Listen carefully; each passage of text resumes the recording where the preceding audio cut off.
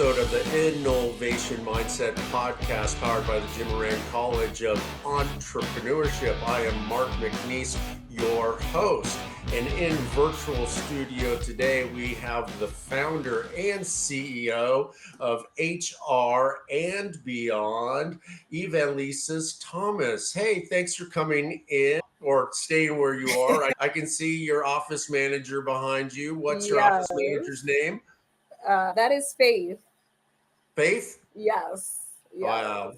Yes. What kind of dog She's been is here Faith? for a long time. Shih Tzu. Shih Tzu, okay. And she's my little old lady. She's about 14 years old, believe it or not. Yeah. All right. Yeah. As I was telling you before, my office manager's locked outside the office because he would climb on my lap during the podcast. So we both have our overseers, making sure that we behave. That's right. Tell me a little bit about your background. Where did you grow up? Did you have entrepreneurial influences? Was your dad or mom an entrepreneur or a business owner? Tell us just a little bit about like your foundation story. Yeah, absolutely. So I'm actually first generation in the US. My parents were immigrants coming into this country from the Dominican Republic. And being first generation in the US, certainly like education is instilled in you, right? You are constantly, while you're growing up, spoken to about educating yourself, making a good living, contributing to society and to your community. So that was something that was just instilled in me growing up. I never thought I would be an entrepreneur, and we'll talk about how I ended up being an entrepreneur there, but I was very much focused on just educating myself to the highest that I could achieve to ensure that I would be able to make a good living and contribute as my parents wanted to. And where did your parents immigrate in from? From the Dominican Republic. From the Dominican Republic. Okay, great. Do you speak Spanish? I do, fluently. Oh, wow, yeah. Fantastic. I've been learning Spanish for 3 years. It's very difficult for me to learn. But I keep hammering at it. It's just practicing. You have to practice and speak it. Yeah, I do. I practice. I have a coach who lives in Costa Rica, and we meet twice a week and we speak and things like that. So it's good. When your parents immigrated, how old were you, or were you born yet? I was born, no. So I was born in New York originally. So I'm originally from New York. That's when they first came to the US, they were in New York.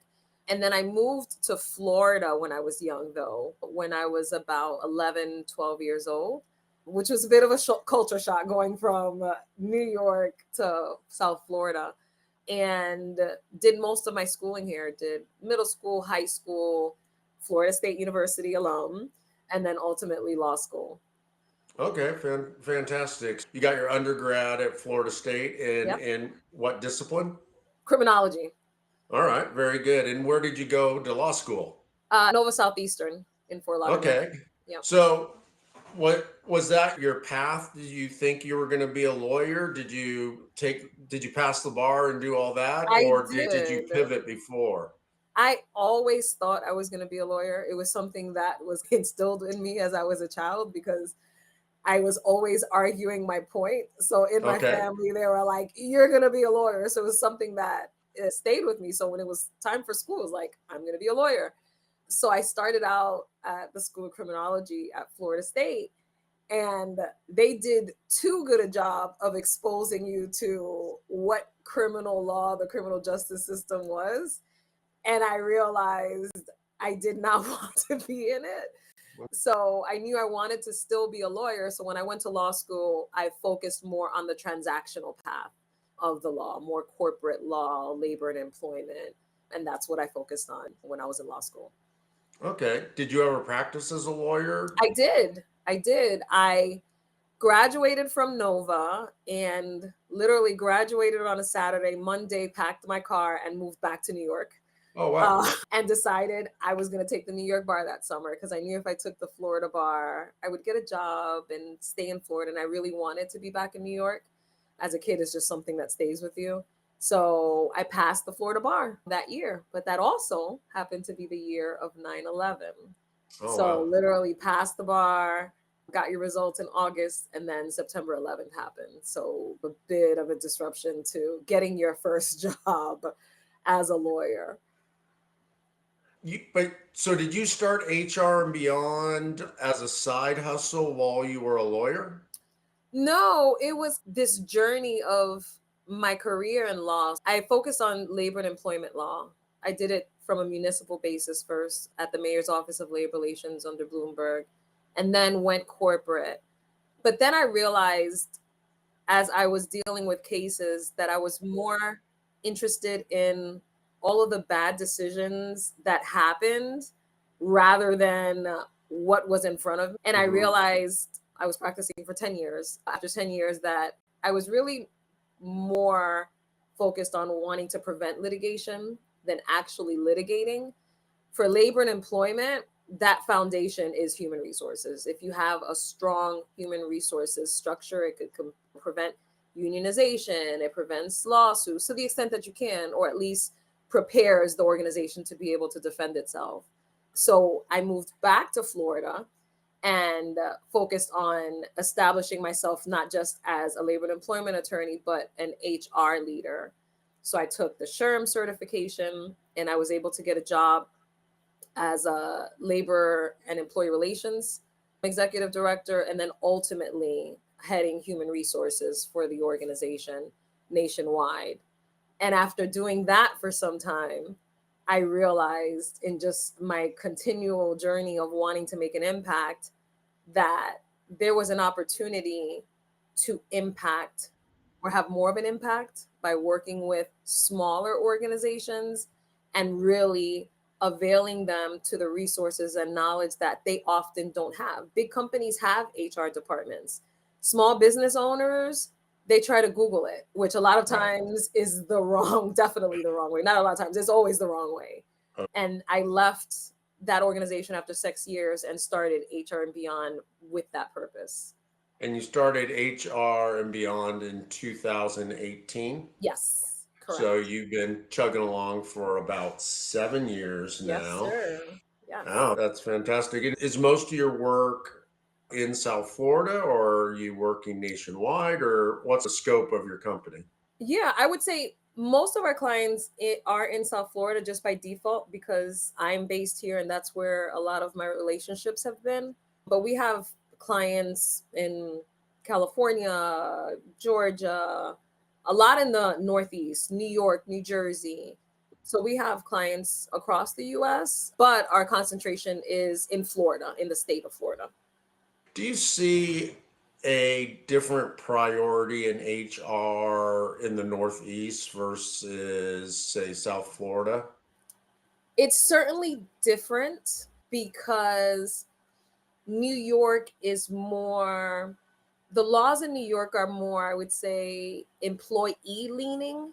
So there are a lot of laws that business owners, employers need to be aware of and manage through and navigate. So they definitely need more support because they have to stay on top of compliance. And especially as a small business owner, you don't know what you don't know. Right. And one of the first things we learn in law school is ignorance of the law is no excuse. So it doesn't matter whether you know it or not, you are bound by it. So I would say there's definitely that difference there in the level of support that's needed. In Florida, Florida is more of a state that's more employer leaning. So you don't have as many, although you still have the federal regulations that they need to be aware of, but it's not as onerous for an employer in Florida as it would be in New York. So yeah, there is a difference. What have you seen as like a common mistake a smaller employer makes?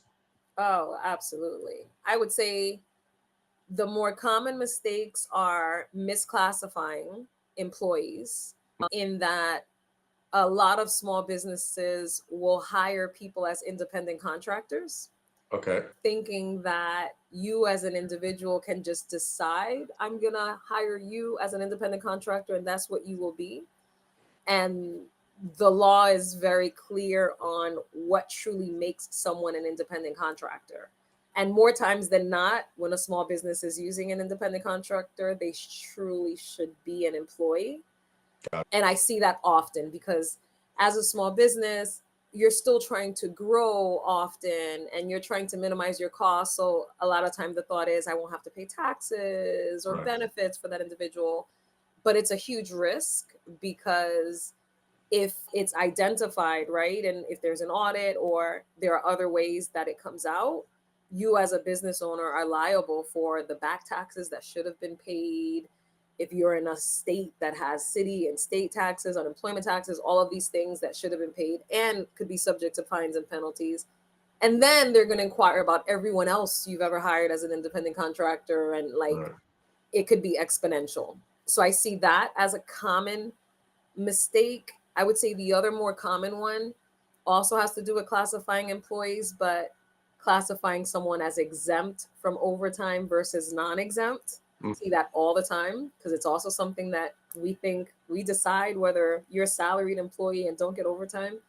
And there are standards that the law provides as to what jobs, it's not about the person, but what actual jobs meet the duties test of what they're doing actually falls within the realm of being exempt from overtime and the salary threshold. So I would say those are the two most common and the two most costly mistakes if it's uncovered. Yeah, no, absolutely. And feel free not to answer this question. I'm just wondering, we've seen, or at least I've read a lot of articles about classification of basically gig employees like Uber and Lyft and all this gig economy that Yes. has risen up. Do you want to comment on that? Do you have any insight on what you think? Yeah, no, it's tricky because I have what my personal human opinion is, and then I have what my attorney opinion is, Okay. or HR professional as well. Like the human side of me is the gig economy has given so much opportunity for people to be able to just make or supplement their living in a Right. variety of ways. And I think that the more you try and make them force it to be an employment relationship, it takes away from that freedom and abilities that the gig economy provides to workers. So that's the human side of me where I feel like stay out of it. As long as it's not really like obviously encroaching on that it should be an employee, right? Hmm. The attorney HR professional in me understands that sometimes that independent contractor relationship is abused, right? So there needs to be some real guidelines so that it's not abused. Because sometimes independent contractors, we think, oh, it's always to the benefit of the individual. Sometimes it's not, because sometimes they're not availing themselves to some of the benefits or even tax contributions, social security, whatever that the employer should be providing for them, right? Or even medical benefits that the employer should be providing to them. So I understand both sides of it. There are arguments for both sides of it. I think, in my opinion, perhaps just adding more clarity and structure as to that definition. I think the government does a great job of making it confusing for people to figure out whether someone is or isn't. And maybe that's because they want people to hire people like us to help them figure it out. But I think just providing clarity and also more up to date clarity, because we're in a different world, right? Like when these laws were created, the gig economy didn't even exist. So I think that however it is that the guidelines are structured, it should be from a new lens of understanding what our new world is, our new world of work. It's not what it used to be, and it's not going to go back to what it used to be. Interesting. So back in 2018, I'm sure before that, like what was the driving force for you in looking at the marketplace and saying, you know what, I need to start HR and beyond, and I need to bring these services and make these services available? Was there a moment? Was it just what you kept on seeing repeatedly? Was it organic that people just kept asking you HR questions? How did you like birth HR and beyond? It was, I think, a little bit of each of those things that you mentioned, which I think made it a perfect storm. So, a few things. I was in a private equity owned massive corporation, 8,500 employees, 45 states, right? Reported to the CEO. And there was a huge values difference between myself and the last CEO, which caused me to now seek what my next opportunity would be, right? And when I started thinking about what was next for me, my husband actually was one that said, because again, I never wanted to be an entrepreneur, I thought I did. And he said, with your experience, both as an attorney, as a HR business leader, I'm sure there's an opportunity for you to do this on your own. And at first I hesitated. And one thing he said to me was, if it doesn't work out, you can always go get a job. And that resonated with my rational thinking. And I thought, okay, I'm just going to be an independent consultant and see how this is. And I immediately started consulting. And it wasn't difficult because, like you said, people were always asking questions, right? They know what you do, they know your background, you get questions or referred questions or whatever it may be. So it was a natural, oh, you're doing this now? I have someone that could use your help. But very early on, I realized, one, I was going to reach capacity very quickly because I could only do so much. And I realized that there were so many businesses that needed it. And I saw this is like a massive opportunity that no one is really addressing in a way for business owners to avail themselves to the information, the knowledge, the expertise that they need. And that's when I transitioned from this independent consultant to HR and beyond. We can do this. We can provide this high level of support that's cost effective to small and medium-sized businesses where they don't have to hire a bunch of people or one person and expect them to do everything, but have actual expertise and resources that's affordable that can help them protect their business. And they don't have to think about it. They can focus on growing their business. And it became very clear very quickly that there was the market for it. And then I just focused on educating myself, because while I was good, at least I thought I was good at the functional part of law, HR, I had never run a business before. And I hadn't, unfortunately, gone to the entrepreneurial school at FSU so that I could have learned these things. And that's when I started seeking out, how can I learn how to run a business the right way? And I applied and was accepted into the Moran Institute of the Small Business Executive Program. And that helped me tremendously to understand so many different aspects of actually running, growing a business, establishing an infrastructure, hearing from different experts in the different aspects of running a business. And since then, I've just continued to seek that knowledge as much as I can to know how to continue to grow my business. No, that's great. Let me catch the audience up with just some of the accolades that you've had. You've been recognized twice as Seminole 100. I believe you said 11 one year, which is very impressive.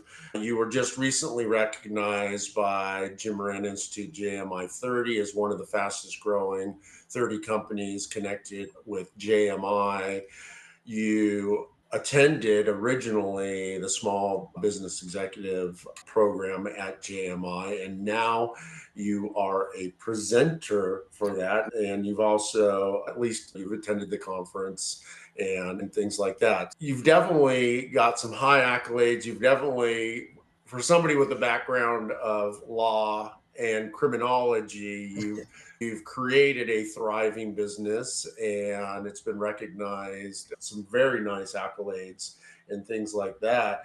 So you started in 1998. When did you get connected with JMI? I think I actually first went to a JMI conference, I think in 2021. Okay. Because I saw, somehow I became aware of their small business conference that they do every year, where they provide workshops, etc. And as I said, I was just looking for information. And while I was there, I became aware of the Small Business Executive Program and applied that year, and then joined later that year in 2021, I think, or 2022, and then graduated from the program. Okay. And then started Do you remember what class number you were? I don't remember. I don't Uh, remember my class number.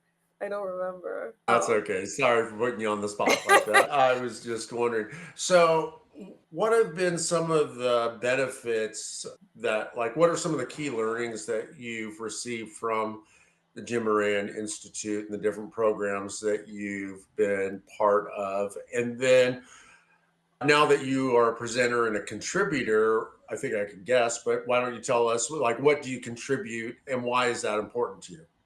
yeah, absolutely. As far as what I've learned, there were so many aspects of the program that are valuable. There's peer learning that is one of my favorite parts of the program, because when you're an entrepreneur, a lot of times it's lonely when you're running a business. You have employees, like I have 7 employees, but I can't talk to them about how Right. stressed I am or how worried I am about or how to solve a problem. So that peer learning aspect of being able to hear of other people's situations and learn from them is certainly valuable. And then the presenters, like to have presenters, people that are established in their fields, talk to you about different aspects of operations, right? Creating process, which was something I needed to do and learn to do. Even the legal aspect, right? I'm a labor and employment lawyer, but I'm not a trademark lawyer. We had someone come and talk about the importance of your brand's name, right? And from that, I was motivated and I trademarked my company name and another name that I use in business. So it's like, from every planning, the business plan, the Canvas business plan, which forces you to look at your all the different components of your business and really dial into what's important so that you have a line of sight of what you're doing and where you want to go.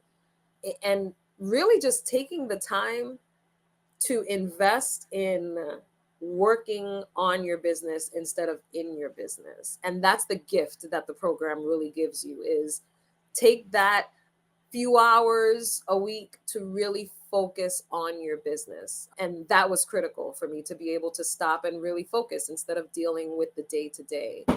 And then I would add that, as far as it's easy to guess, I present on HR right now.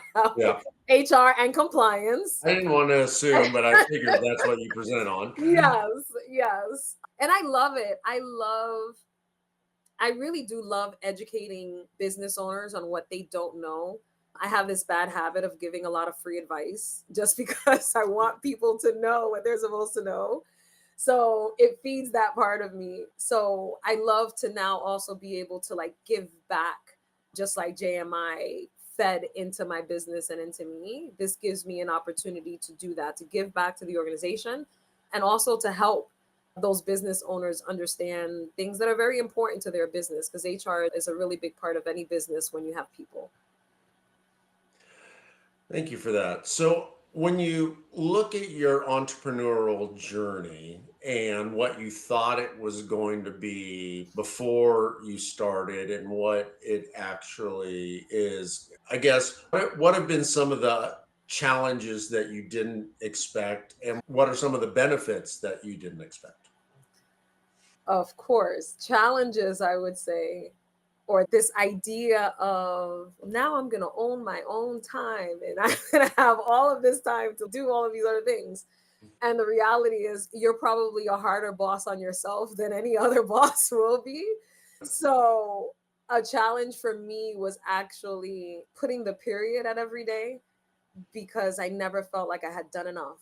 And it could get overwhelming at times. So, I had to learn to balance that a bit and make choices that sometimes didn't feel good, like saying no to certain things or just giving myself grace if I didn't accomplish all of the things that I needed to accomplish. And then also, I think one of the challenges is, like I said earlier, a lot of times you're doing this on your own. You have to Right. figure things out on your own. But that's where I've learned the relationships that you build in the business community are critical, so that you can have those conversations and you can grow together. And so it doesn't feel so lonely while you're doing it. But I love, when we talk about I love what I do. I love the impact that we make. I love that no day is the same, and that there's just so much more opportunity of so much of what I think this business can be and what it can do. And that excites me still, of the potential of what we can do. But I feel like we've added so much value to the business clients that we have had and continue to add. And it just makes me feel good that I'm making a difference and that we do add value, especially to the business community. So you've already had a lot of success and a lot of accolades and things like that, and you've grown your business, 7 employees, significant, and different things like that. As like you look toward the future, what's exciting for you? What's the next challenge? What is it, product or services? Is it growing your client base? What excites you for the future to keep working? Absolutely. I would say my next challenge are our internal systems. My focus right now is building that technology infrastructure, because we are a fully remote team. My team is fully remote, and we provide support to organizations virtually, although we do some on-site stuff, but mostly virtually.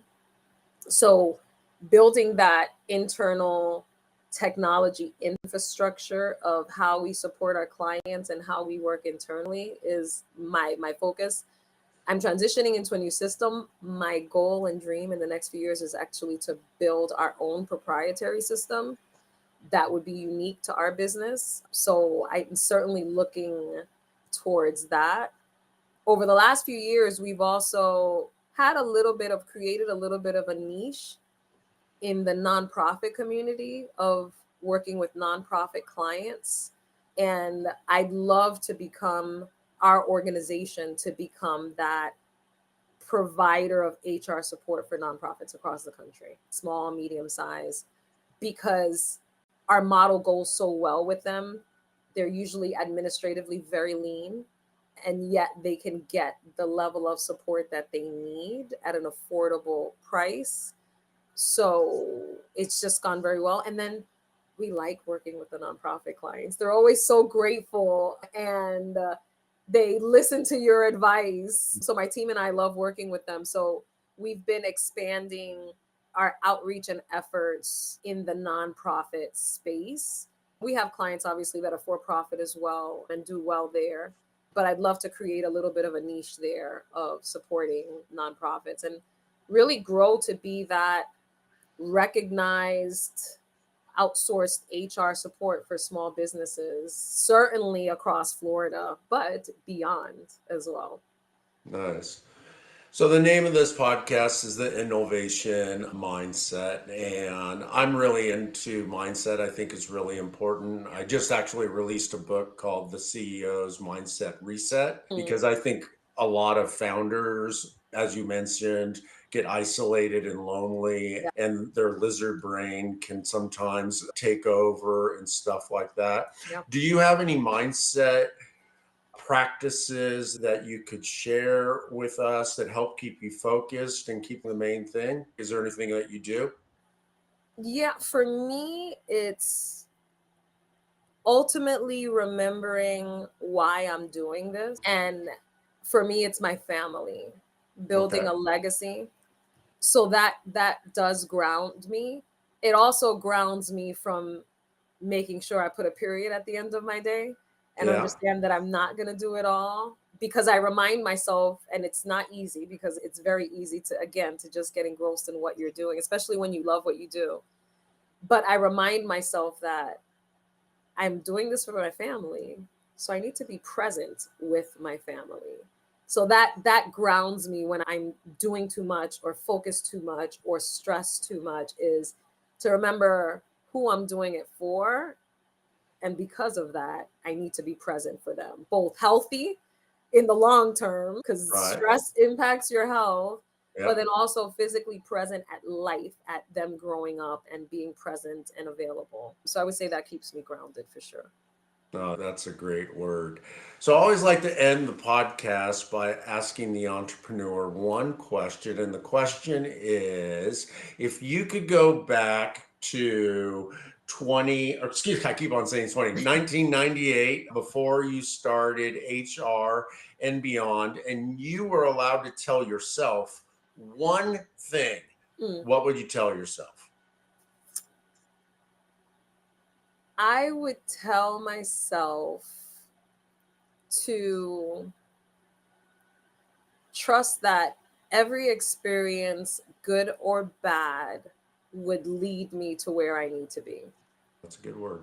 So that I wouldn't have to worry so much about, oh, that sucks. This didn't happen. I didn't get this job. I didn't get this promotion. I didn't. Just knowing to trust whatever is happening, ultimately it's going to lead you to where you need to be.